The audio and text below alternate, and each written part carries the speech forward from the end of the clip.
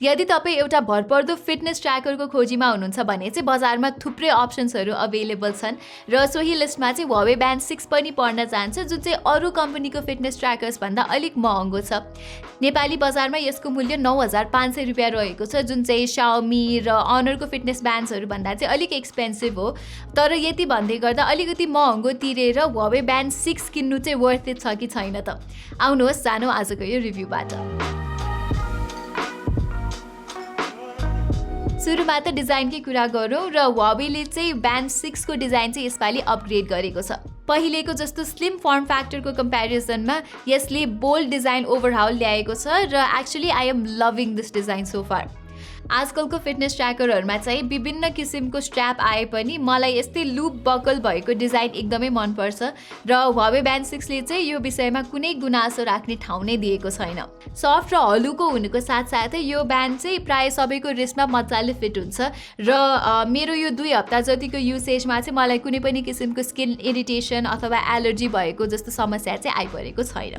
त्यसै गरी जम्मा 18 ग्राम तौल भएको हुनाले अघि भने जस्तै यहाँ वेटको इस्यु पनि आउने भएन।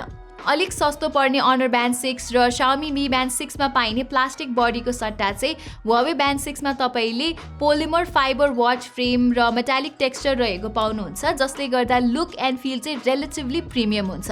र मसँग भएको यो एम्बर सनराइज अप्सन पनि क्वाइट अट्र्याक्टिभ छ भने तपाईले ग्राफाइट ब्ल्याक, फरेस्ट ग्रीन र साकुरा पिङ्क जस्ता कलरफुल चोइसेसबाट पनि रोज्न सक्नुहुन्छ।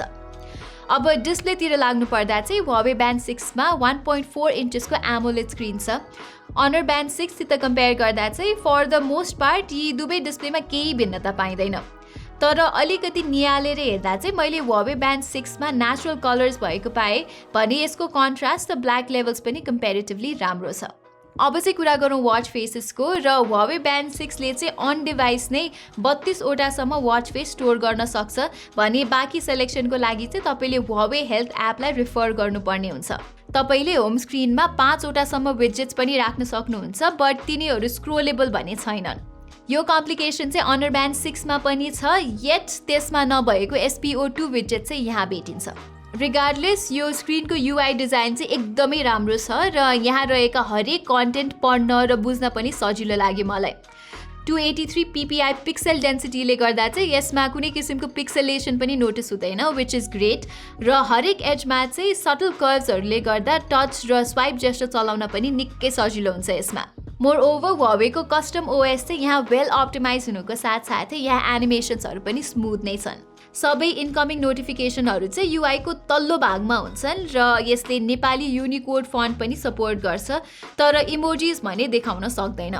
मुभिङ अन 5 वटा ब्राइटनेस लेभलबाट रोज्न मिल्ने यो फिटनेस ट्र्याकरको आउटडोर भिजिबिलिटीमा पनि केही समस्या पाइनँ मैले। तर यसमा चाहिँ अटो ब्राइटनेस एडजस्टमेन्ट फिचर भइदिएको भए चाहिँ झन् राम्रो हुन्थ्यो।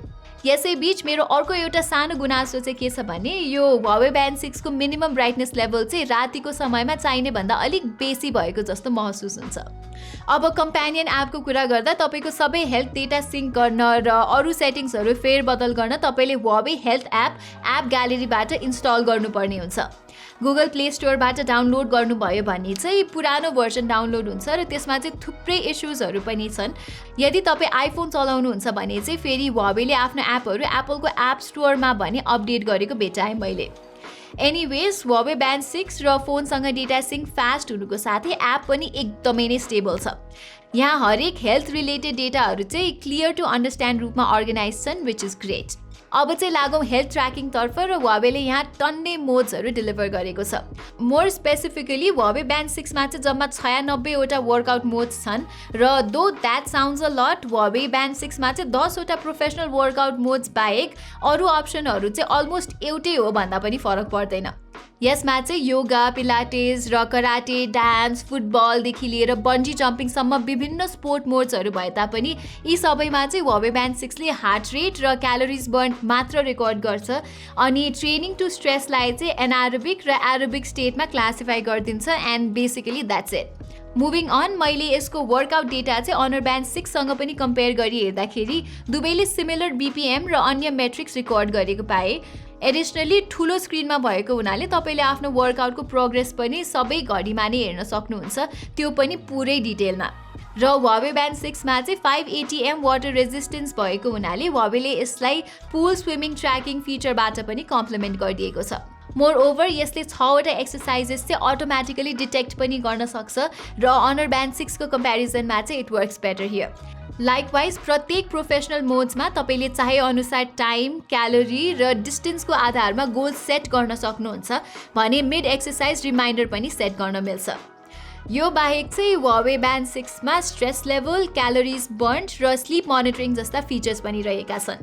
Honor Band 6 को कम्पेरिजनमा Huawei ले यहाँ नयाँ ट्रु स्लिप 2.0 एल्गोरिदम प्रयोग भएको भने तापनि मेरो युसेजमा चाहिँ दुवै फिटनेस ट्र्याकरले almost same sleep data record गरेको पाएँ। Besides all this Huawei Band 6 को बिगेस्ट एडभान्टेज भनेको चाहिँ यसमा रहेको कन्टिन्युअस SpO2 मोनिटरिङ हो, जुन चाहिँ अरू कुनै बजेट फिटनेस ट्र्याकरले प्रोभाइड गर्दैन। On request blood oxygen tracking त धेरै फिटनेस ब्यान्ड्सहरूमा छन्, तर only Huawei Band 6 has continuous SpO2 monitoring. यति भन्दै गर्दा फेरि प्रिमियम स्मार्ट वाचेसहरूमा पाइने जस्तो all day blood oxygen monitoring चाहिँ छैन है यहाँ फेरि। यसले हरेक 30 मिनटमा मात्रै तपाईँको SpO2 लेभल रेकर्ड गर्छ।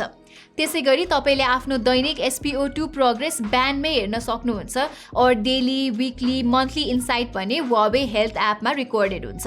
एनीवे बजेट फिटनेस ट्र्याकर भएको कारणले यसमा तपाईँले इनबिल्ट GPS चाहिँ पाउनुहुन्न। सो यदि तपाईँ चाहिँ आफ्नो वर्कआउट्सहरू ट्रेल गर्न चाहनुहुन्छ भने चाहिँ तपाईँले आफ्नो फोन पनि सँगै बोकेर हिँड्नुपर्ने हुन्छ। फाइनली ब्याट्री लाइफको कुरा गर्नुपर्दा चाहिँ Huawei ले यो ब्यान्डमा 2 हप्ताको ब्याट्री लाइफ प्रमिस गरेको छ।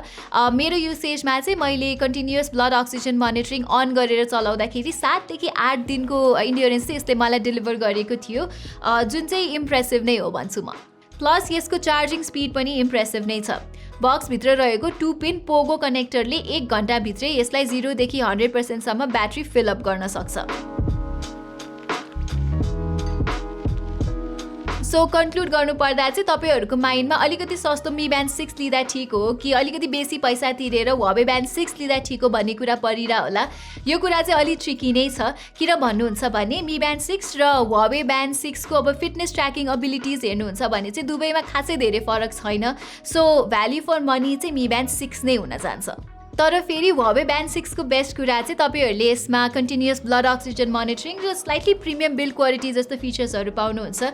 सो यो कुराहरू चाहिँ तपाईँको लागि इम्पोर्टेन्ट छ भने Huawei Band 6 लिँदा बेटर हुन्छ। सो यही नै थियो हाम्रो Huawei Band 6 को फुल रिभ्यू। हामी चाहिँ चाँडै नै best smart watches to buy भन्ने भिडियो पनि लिएर आउँदैछौँ। सो त्यसको लागि चाहिँ हाम्रो च्यानललाई सब्सक्राइब गर्न नबिर्सिनु होला। आजको यस भिडियोमा चाहिँ यति नै। धन्यवाद।